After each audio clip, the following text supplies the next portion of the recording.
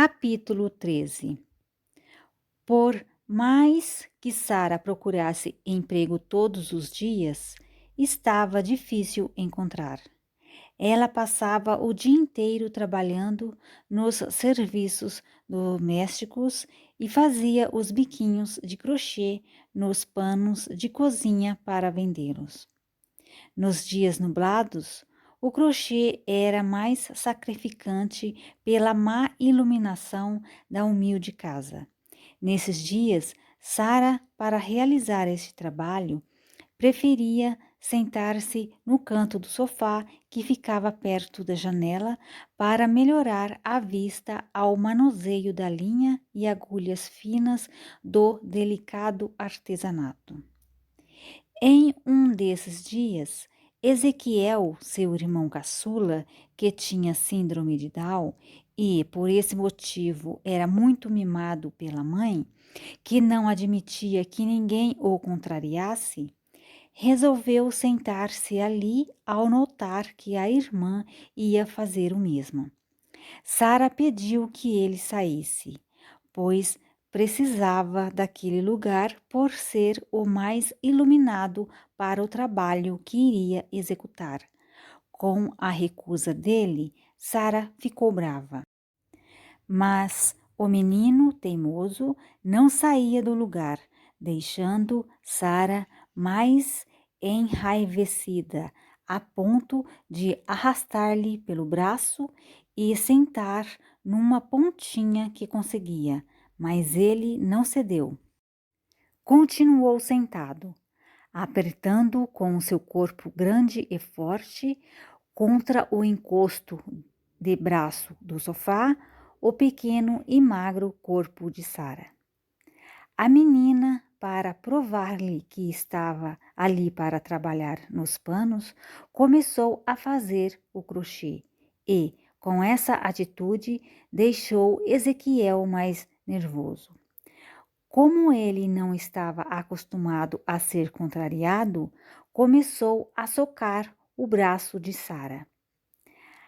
A pequena estava encurralada no canto do sofá, não tinha como se defender das agressões do irmão, já que estava também em desvantagem por ser menor que ele.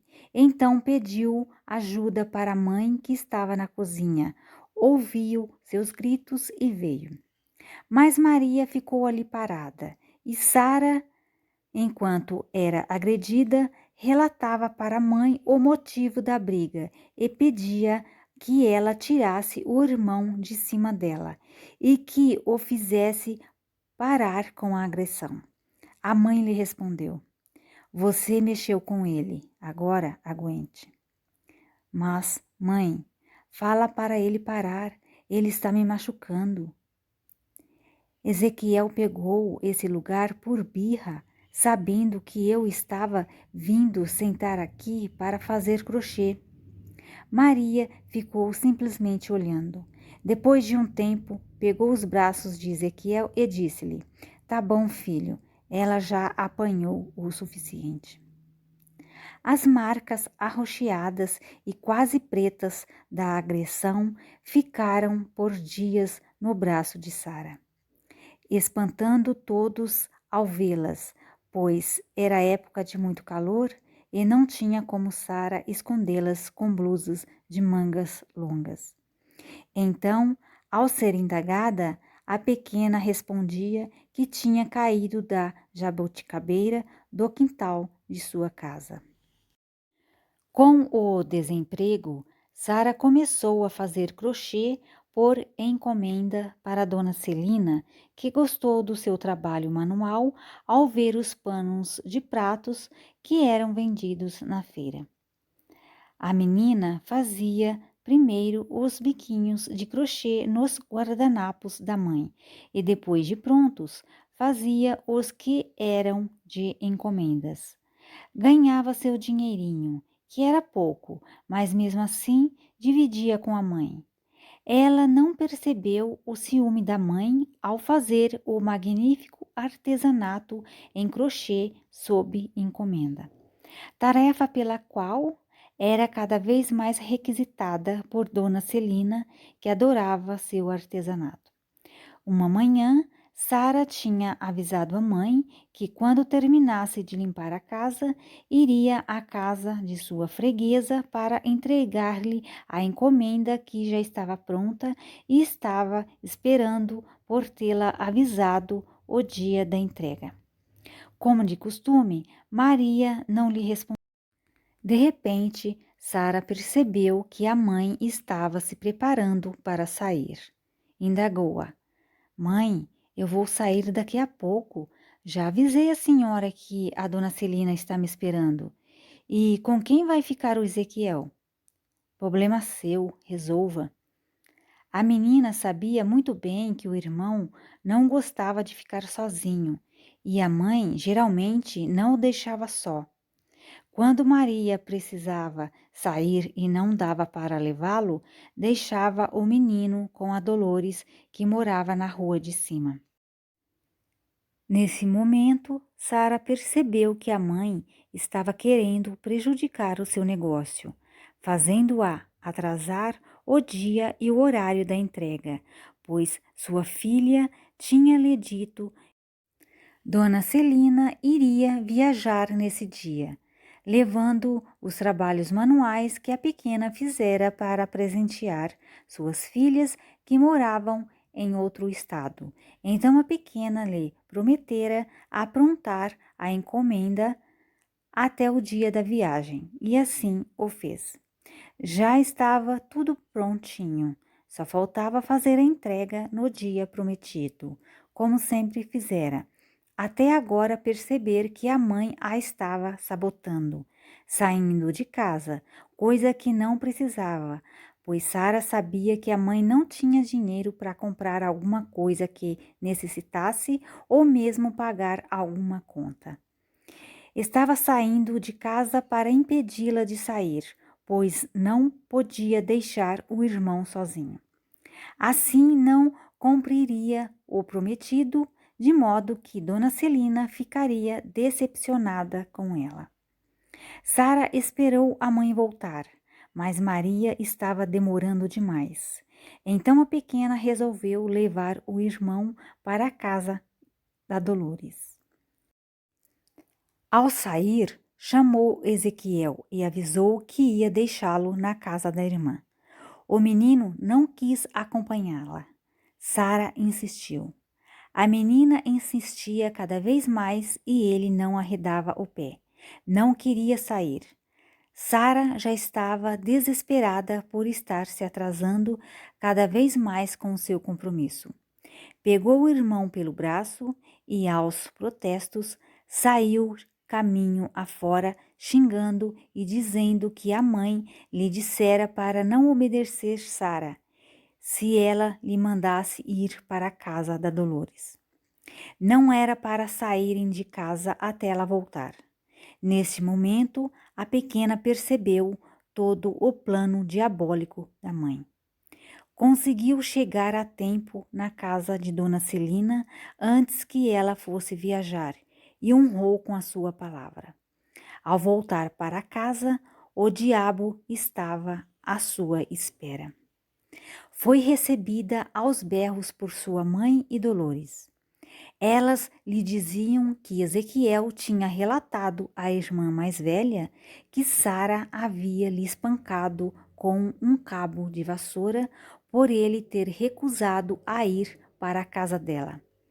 Ao entrar na casa da irmã, estava chorando e mostrou-lhe um nódulo no joelho, dizendo que foi Sara que ocasionara a lesão.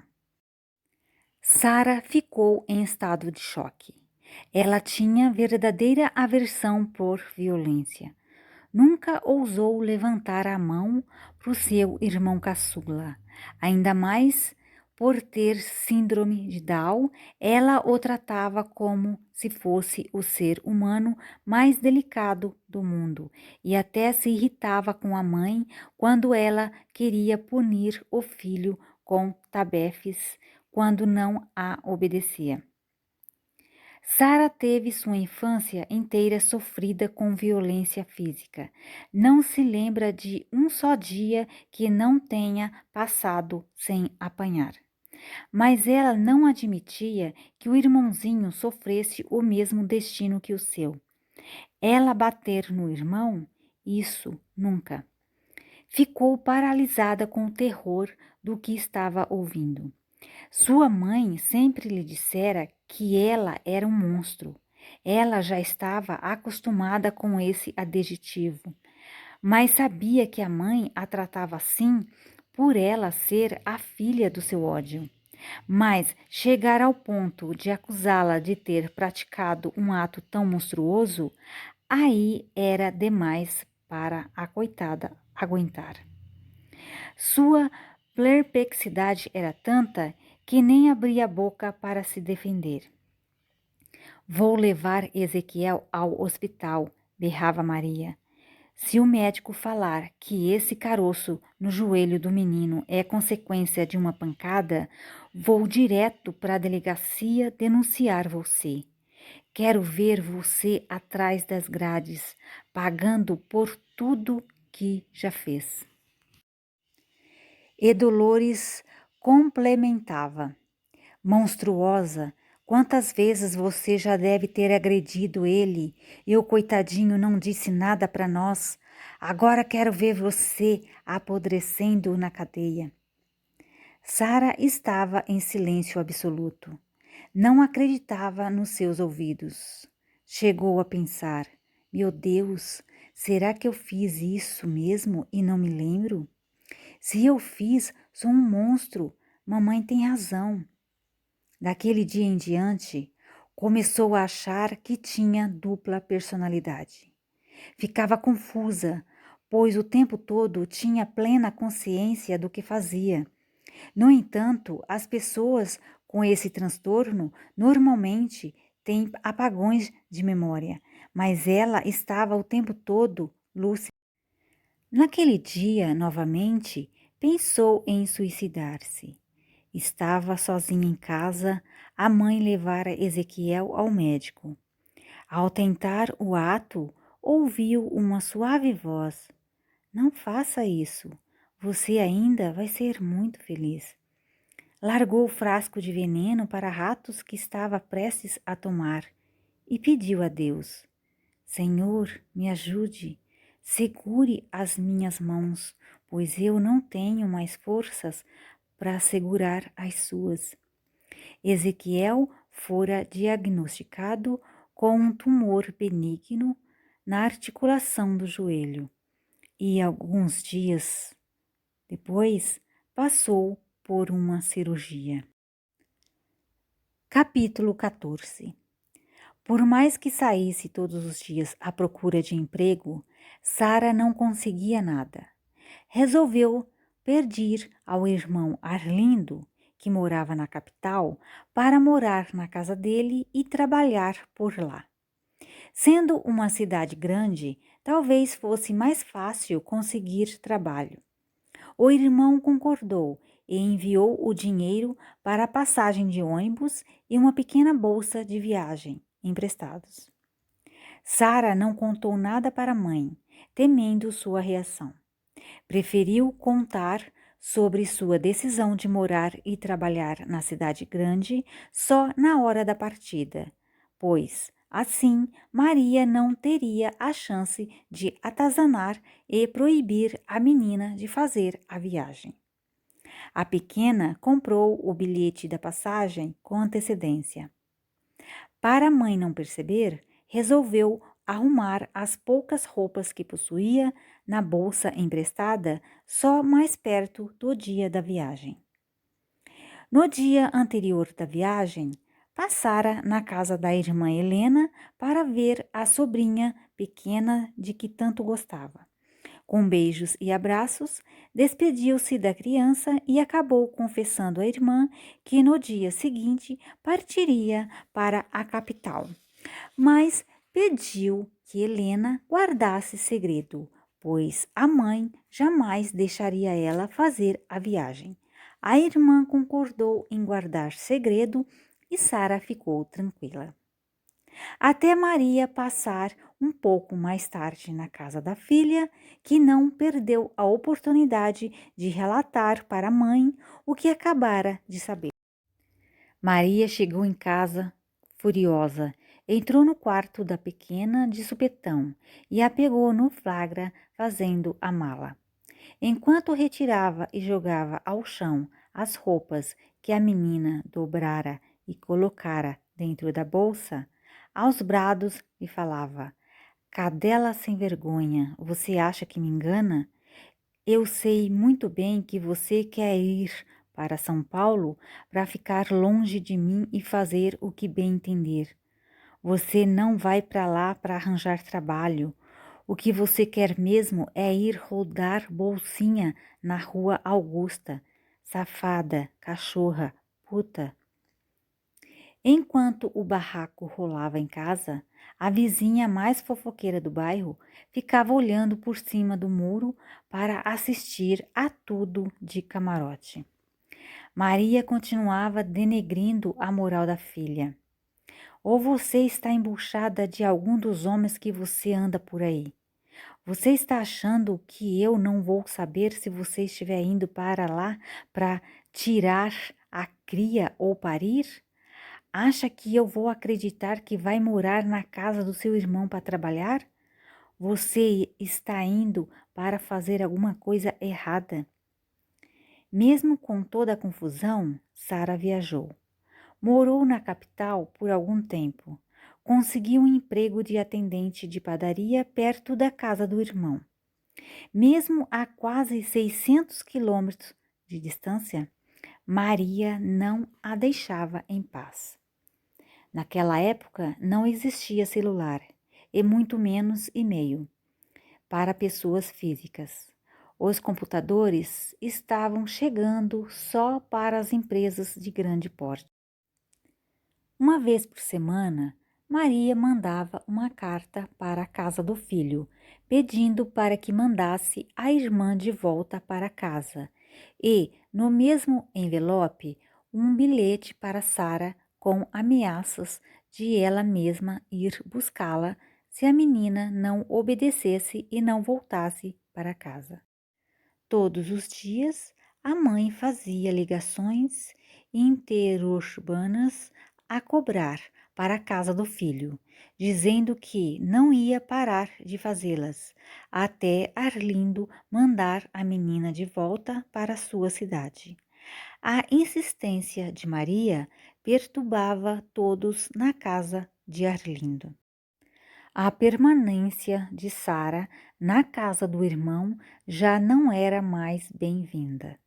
Toda vez que chegava mais uma carta e quando o telefone tocava, os olhares fixavam-se em Sara e ela, com um nó na garganta e com o coração disparado, fugia desses olhares acusadores. Mais uma vez, a vontade intimidadora de Maria venceu. De volta à sua cidade natal, Sara não conseguia arranjar emprego e ainda tinha que ouvir as blasfêmias da mãe. Se você tivesse nascido homem, agora teria emprego, mas como é uma droga de mulher, não consegue nada. Para o deleite de Maria, a pequena conseguiu um trabalho de empregada doméstica. A mãe não perdeu a oportunidade de menosprezar. Viu como eu tenho razão? Você nasceu pobre e vai morrer pobre. Se eu te disse que você tem que trabalhar lavando os pinicos dos outros, então seu destino é esse. E as irmãs diziam: a Sara estudou tanto e seus estudos não serviram para nada. Ela estava achando que era melhor que nós, trabalhando em escritório, e olha só onde ela foi parar, trabalhando de doméstica. Sara trabalhava com amor, pois todo e qualquer trabalho honesto é digno. Trabalhar de empregada doméstica, para ela não era humilhante, como dizia sua família. Com o trabalho que fazia na casa da patroa era bem feito, cuidava de tudo e de todos. Eles adoravam a sua comida, pois era feita com muito capricho e era saborosa. Os 3 filhos pequenos de Dona Marta adoravam Sara e a pequena tinha muito carinho pelas crianças. Sara só trabalhou por 3 meses para essa família, mas deixou saudades.